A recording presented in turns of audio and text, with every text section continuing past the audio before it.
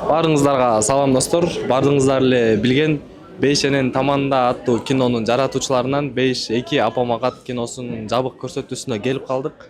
Буюрса 29 январдан баштап бардык кинотеатрlardan көрүңүздөр. Биз азыр кирейин деп жатабыз. Калганын менин кесиптешим Айбике алып барат. Кеттик. Саламатсызбы? Саламатсызбы? Беш апама каттагы апаңыз сизге ападай болуп калса керек уже кинодо. Ооба, көбү дагы ошондой ойлойт экен. Апага көчөдөн жолугуу балаңыз кандай жүрөт деп, мага жолуккандар апаңыз кандай жүрөт деп.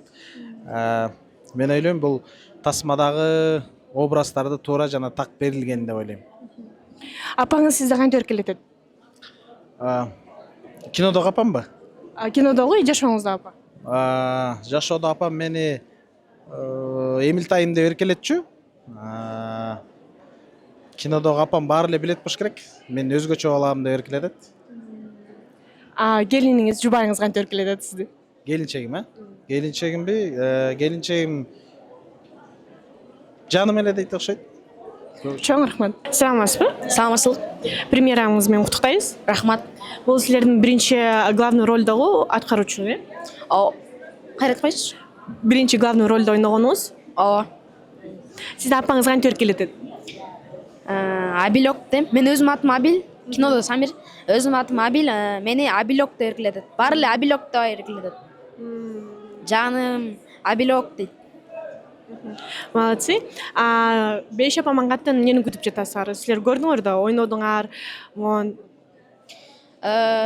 Мен элдерге жагат деген ойлодум. Мен өзүм ойногонум элдерге жагат деп ойлойм.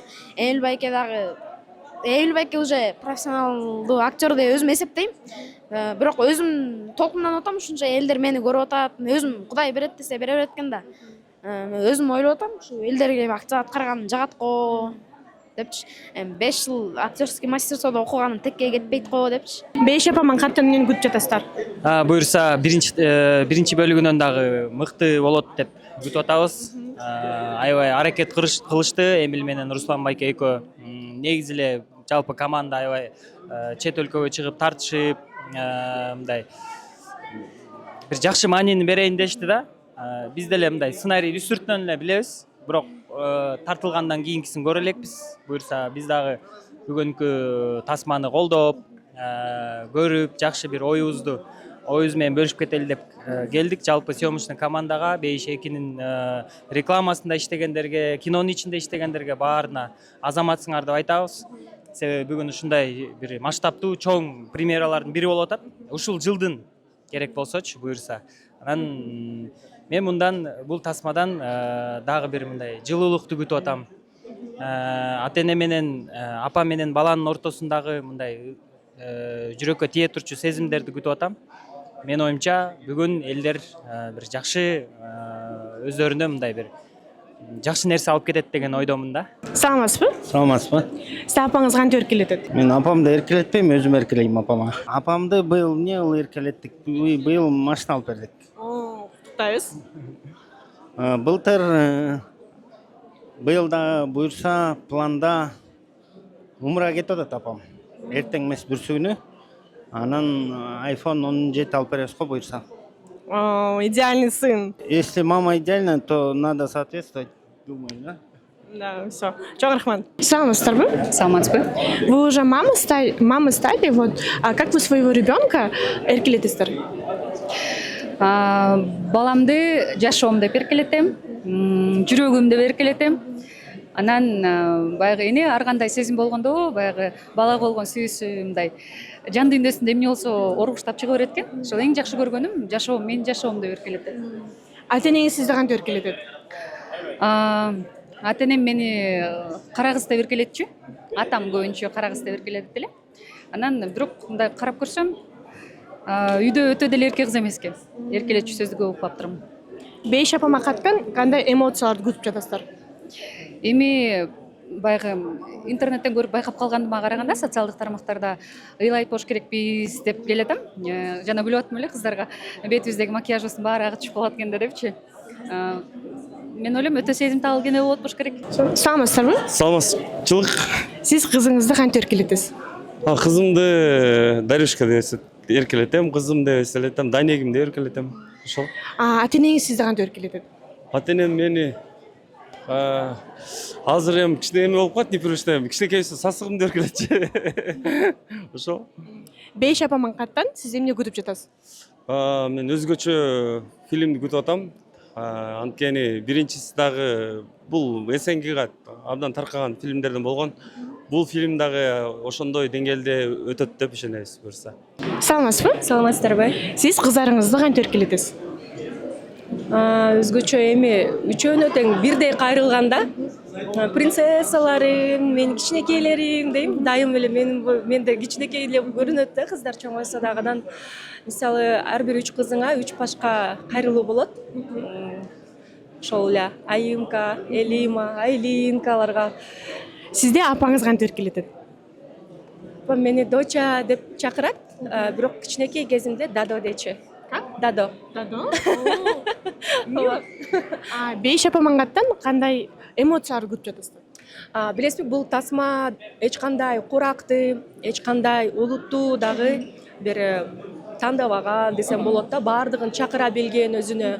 Анан түрдүү баягы направленияда кинолор болот го, фантастика, драма, комедия дегендей. Бул тасмада баардыгы бар. Экшн дагы болсо керек деп атам, анткени биринчисинде боевиктерге чейин болуп кеткен го, атышуулар. Эми мен оюмча бул тасма сөзсүз түрдө баардык үй бүлөлүк тасма, жана баардык эле балаң менен келесиңби, ата энең менен, досторуң менен келесиңби, баардыгына ылайыктуу тасма деп ойлойм да. Бул эң эле актуалдуу бир сонун ортодогу нишаны алышкан. Саламатсызбы? Саламатсызбы? Сизде апаңыз кантип эркелетет? Мени апам Токубайда эле эркелетет. Может, дагы варианттар бар? Жок, ушундай эле эркелетет. Биз эми баягы балалыгыбыз 2000-жылдарга туш келип калып, кан учур, ата энелер анча деле балдарын эркелетпей мындай калган учур болуп калган да. Ошондуктан баягы ал кезде чоң апалар, чоң аталар багып, анан баласы менен жакындыкты мындай сыртынан көрсөтпөй, ичинен көрсөткөн муундан чоңойгон балдарбыз да, ошон үчүн бизди Токубайда эле эркелетчү мени. Бала кезимде эстетем. Атаңызчы? Атам атыман эле айтат ушу. Балам деп эле койчу. Атам андан тышкары мындай жакшы көргөн сезимдерин билдирбеген муундан болду деп атпайм, ошондой болчу. Ошондуктан алар ичинен эле эркелетчү да. Сыртынан эркелетип мындай балам деген нерсе ошо азыр жакшы болуп келе атпайбы? Кинодон Беш апама каттан эмнени күтүп жатасыздар? Чынында мага аябай кызык болуп атат. Ушунун уландысы кандай болду экен депчи. Биринчи киносунда көп суроолор калып калган да. Тиги бала кантип жетти? Анан апасы жок, кантип чоңоет? Орусияда, мигрантцияда жүргөн апасы эмне болду экен деген суроолор аябай эле жоопсуз калган да. Бүгүн ошолорго жооп аламбы деп атам. Негизи кандай болот, алардын тагдыры кандай болуп өнүктү депчи. Чоң рахмат. Анда после закрытого показа сизден дагы интервью алайлы, э? Ооба, сөзсүз алла, күтүп турам, кетпей. Беш апама каттан эмнени күтүп жатасыздар? Бул жакта абдан чоң эмгек болот. Мен өзүм командадамын. Күткөн нерсе бул кинодон кийин ар бир баланын жүрөгүндө энеге боло турган мээрим калат деп ойлойм. Апаңыз сизди кантип эркелетет? Сарым, күчүгүм деп эркелетет. Сиздин апаңыз кантип эркелетет? Лампичкам дейт. Может, дагы версиялар бар? Ананайын, күчүгүм. Ошол. Беш апама каттан эмнени күтүп атасыздар? Беш апама каттан күтүүлөрүм аябай чоң. Потому что Руслан байке жөнөкөй тасмаларды тартпайт. Аябай күтүп атам. Саламатсыздарбы? Саламатчылык. Беш апама каттан эмнени күтүп жатасыздар? Эмоцияларды күтүп жатабыз буюрса. Ошол. Сизди апаңыз кантип эркелетет? Акүлүктү эркелетет мен апам. Ошо. Дагы бар. Ооба, болду ошо акүлүк балам деп эркелетет. Жубайыңыз сизди кантип эркелетет? Жубайым алтышка дейт. Сизди апаңыз кантип эркелетет? Санчом деп эркелетет. Болду. Балам садаголоюн, алтыным дебейт бирок. Ананайын садаголоюн дейт. Беш апама каттан эмнени күтүп жатасыздар? Эмнени күтүп жатам? Жакшы эмоцияны күтүп жатам. Жыргап, шер жазып, балким ыйлабайм, көрөбүз. Сиз апаңыз кантип эркелетет? Апамды? Апам сиз апаң Саламатсызбы? Саламатчылык. Апаңыз сизди кантип эркелетет? Улик деп эркелетет. атым улан Олег деп эркелетет. Сиз апаңыз кантип эркелетет? Негизи с детства меня называют, дома называют, об этом никто не знает, Бопо дешет. Меня Багдулет зовут, но Бопо дешет. Атаңызчы? Тоже Бопо деп, бардығы эле Бопо деп. По сей день, вот я женился, дети есть, бирок все равно аздырделе Бопо деп айтышат. Даже жена? Нет, жена знает, что дома меня Бопо называют, но по имени называет. По имени. Она вас никак... Нет, это у меня в школе бывало в детстве, попрекали, а так бардығы тең Бопо екенін білішет, бирок Бопо деп ешкім айтпайды. Но все-таки же супруга же должна же как-то вас... Баки. Просто все друзья Баки зовут, да. Ну, чтобы коротко было. У меня же имя длинное, Багдулет деген. Нашелся. Но жена же все-таки, супруга. А жена... Не знаю. Вы сейчас на таком этапе, где жена может сказать свои недовольства в основном. Вот. А так говорят то, что... Не знаю. Баки просто называют. Сиз апаңыз кантип эркелетет үйдө? Канатчик деп эркелетет. А супруга ваша? Мындай падышам деп эркелетет да. Аракет кылабыз да ошондой эркелеткенге. Бейиш апаман каттан эмнени күтүп жатасыздар? Какие эмоции? Эми бул кинодон эмоцияны биз эле эмес, Орто Азия СНГ күтүп атат го, ошон үчүн аз сөз менен айтыш кыйын. Чогуу көрөбүз го, көргөндөн кийин айтам балким эмоциямды. Сизде үйдө ат энеңиз кантип эркелетет? Манай деп айтышат. Себеби менин атым Акманай. Манай дешет, ошол. Бейиш апаман каттан эмнени күтүп жатасыздар? Какие эмоции? Негизи мен биринчи бөлүгүн көргөнмүн, абдан башынан баштап бүткөнгө чейин ыйлап, абдан бир өлө эмоциональный фильм болгон мен үчүн. Ошо эми азыркыда менин оюмча биринчиден да сонун болуп тартылган кино болуш керек деп ойлойм. Все, чоң рахмат. Мен ушул компаниянын представители болом.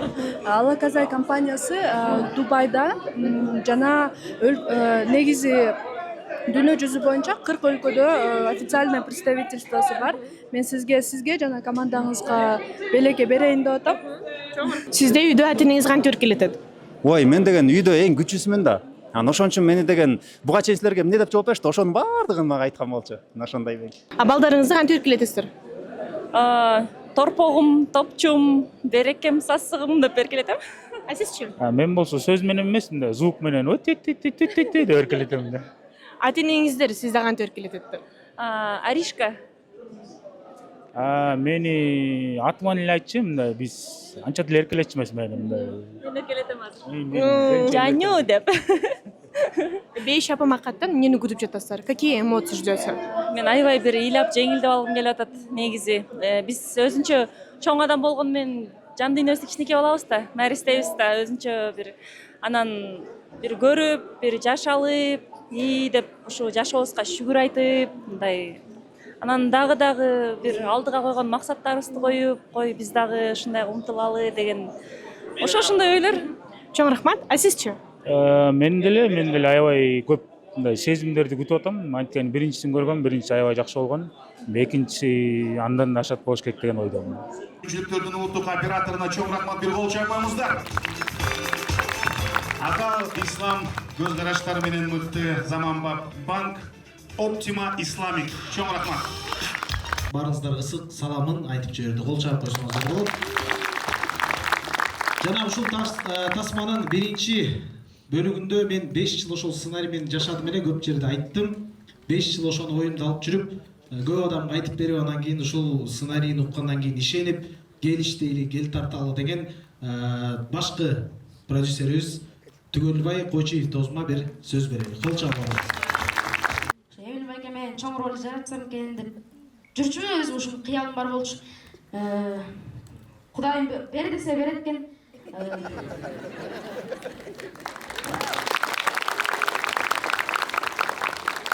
Мен негизгиси команданы бүт бардыгыңарды бүгүнкү премьера күнүңөр менен куттуктаймын. Эң бири кандай десем, кыргыз элине дагы бир жакшынакай бир эне менен баланын ортосундагы Degele Allah Teala ene menen balаны ajratpasın degen. Anan adamlar kaysa yerde bolbosun bardығы bir-birine bir jakşılık kılıp tursun degende ушундай bir jakşınakay çıkarma jaralыптыр kino. Эми кантейин Мореки эң акырында өтө өкүнүчтүүсү Адил баламдын өлүп калганы жаман болду өзүнө келип алганычы.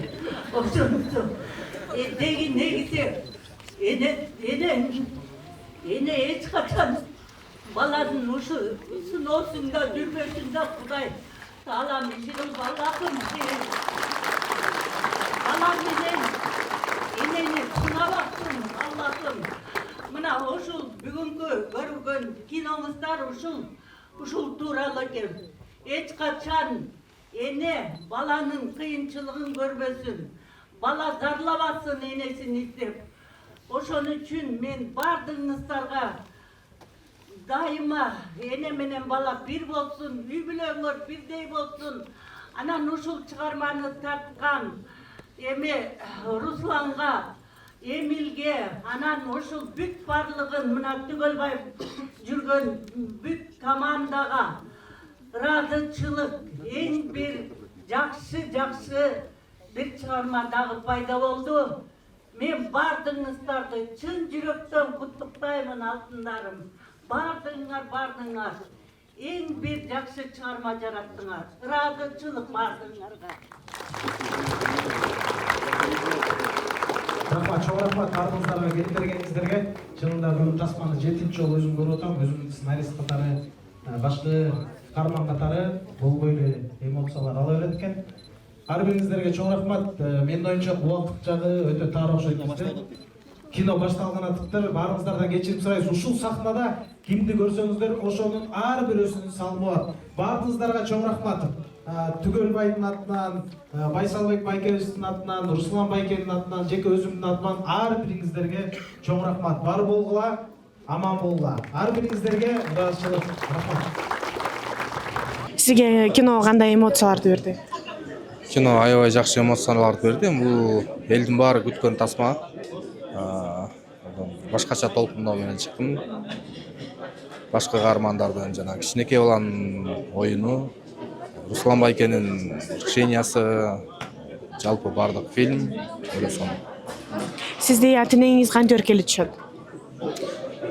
Ар кандай кара жаным, балам сыяктуу. А сиз балдарыңызды кантип эркелетесиз? Мен дагы ошентип эркелетем. Сиз кызыңызды кантип эркелетесиз? Кызымды ар кандай кылып эркелете берем. Быйдан башталган любой сөздөрдү айтып, "Бопоньо, баяныбыз" деп эле.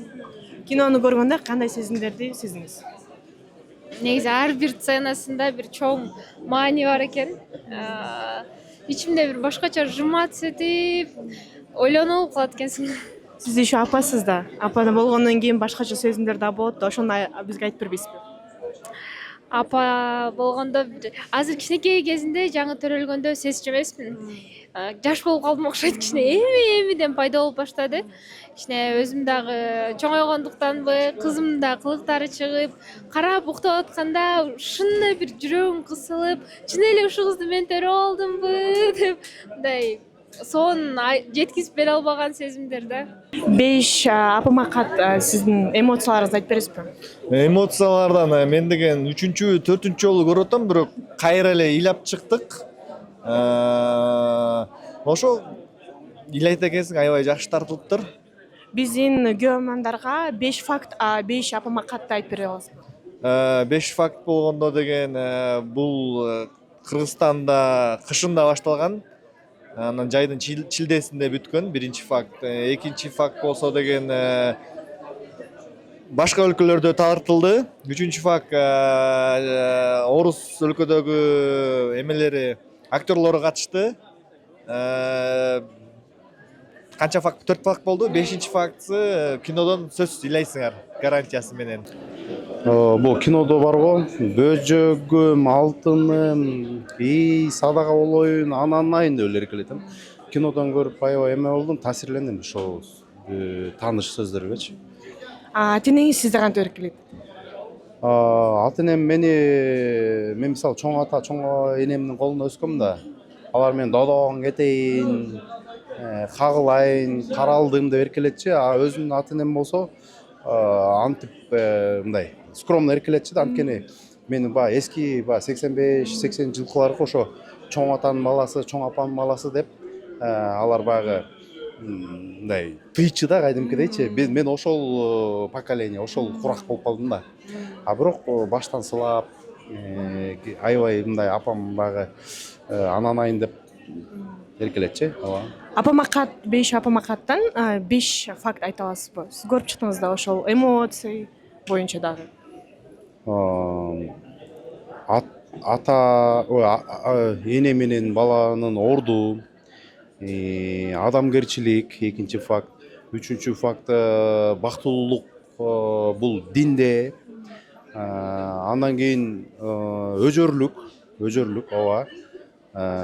Андан кийин ошо адамга адам керек.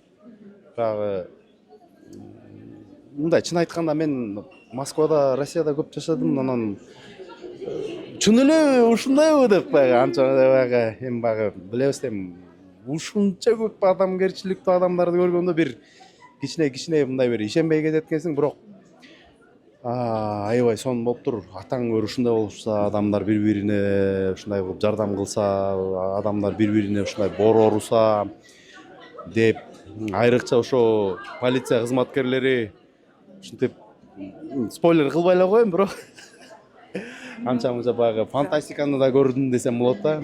Мынакей достор, ушинтип жабык көрсөтүү соңуна жетти. Силерге жакты деген ойдобуз. Анан силер дагы ыйлагыңар келип атса, ушул кинону көрүңүздөр, бардыгыңыздарга сунуштайбыз. Бизге подписка кылууну унутпаңыз.